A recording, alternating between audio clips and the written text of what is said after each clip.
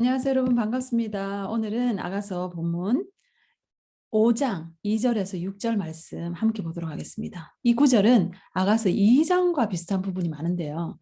여러분들이 가능하시면 성경책을 함께 펴서 보시면 더 도움이 되실 것 같은데요.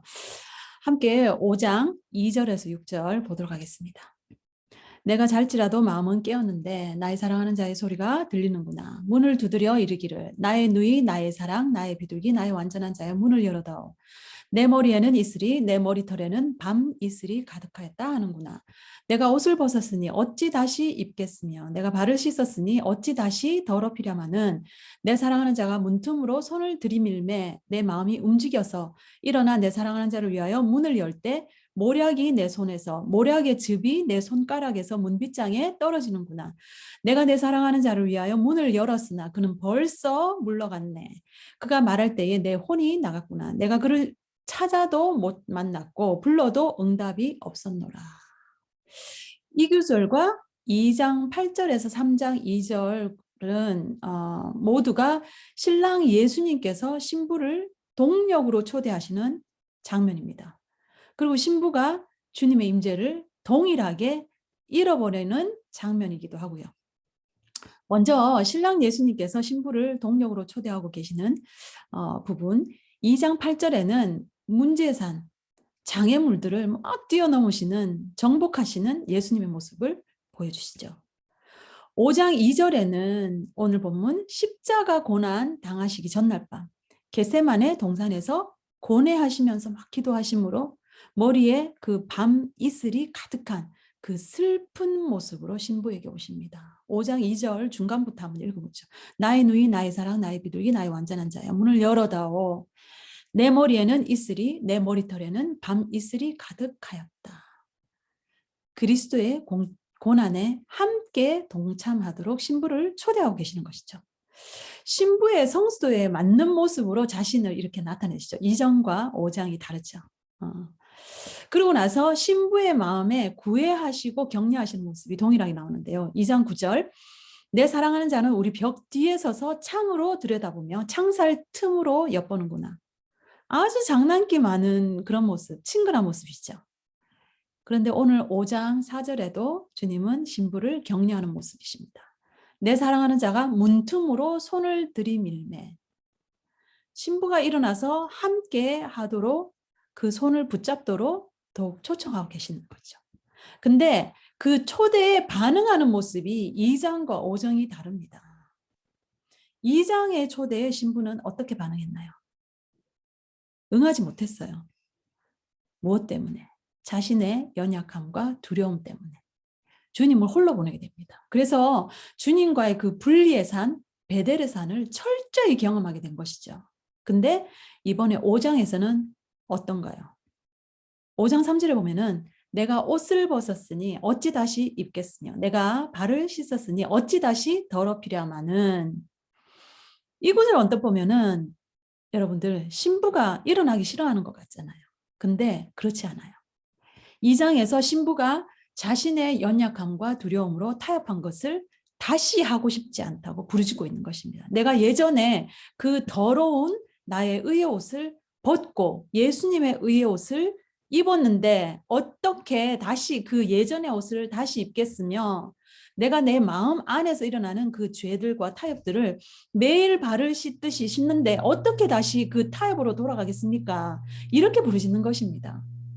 그리고 일어납니다. 5절에 내 사랑하는 자를 위하여 문을 열 때에 마음의 문입니다. 신부는 그녀의 마음의 문을 활짝 엽니다. 그때 모략이 그녀의 손에서 모략의 즙이 그녀의 손가락에서 문빗장에 떨어지는데요. 모략, 십자가 자기 부인의 향이죠. 내 생각, 내 계획 다 내려놓고 주님의 뜻에만 순종함으로 오는 열매, 모략. 신부는 이 자기 분의 그 열매를 가지게 됩니다. 근데 문을 열었는데 2장과 동일하게 주님의 임재가 없어졌습니다. 3장 1절의 신부는 주님의 임재가 없어진 그 고통의 밤, 그 자신의 그 안락한 침상에서 일어나죠. 그리고 사랑하는 예수님을 찾습니다. 성 안을 돌아다니며 그리고 거리에서 길에서 이리저리 찾는데 찾지 못했죠. 동일하게 5장 6절에서도 오늘 신부가 사랑하는 예수님을 위해서 문을 열었는데 예수님은 계시지 않습니다. 내가 내 사랑하는 자를 위하여 문을 열었으나 그는 벌써 물러갔네. 그가 말할 때에 내 혼이 나갔구나. 내가 그를 찾아도 못 만났고 불러도 응답이 없었노라. 이 5장에서 신부가 주님의 임재를 다시 잃어버리게 된 이유가 뭘까요? 2장에서는 주님께서 신부의 온전한 순종을 위해서 훈육을 하셨다면 5장은 왜? 신부가 주님의 의의 옷을 입고 있고 매일매일 발을 씻듯이 10년 가운데 일어나는 그 모든 타협들, 죄들을 제거했습니다. 그리고 오늘 고난의 잔을 함께 마시겠다고 일어났습니다. 근데 왜 이럴까요? 이것은 신부의 죄로 인한 훈육도 아니고 마귀의 방해도 아닙니다. 이것은 바로 주님을 향한 더 큰 갈망을 이끌어내시기 위한 사랑의 훈육입니다. 이런 상황에 대해서 중세 카톨릭 신자들 중에서 그 임재 기도를 했던 사람들이 있는데 그들이 영혼의 깊고 어두운 밤이라는 용어로 이런 신적 시험의 기간을 설명했습니다. 이 용어는 16세기에 살았던 성 크로스 요한이라는 사람에 의해서 처음 소개됐다고 합니다. 영혼의 깊고 어두운 밤, 주님의 임재를 걷어가신 신부는 온전한 순종과 정결함으로 나아갔는데 주님을 만나지 못하는 이런 신적 시험의 시간을 직면하게 되었습니다.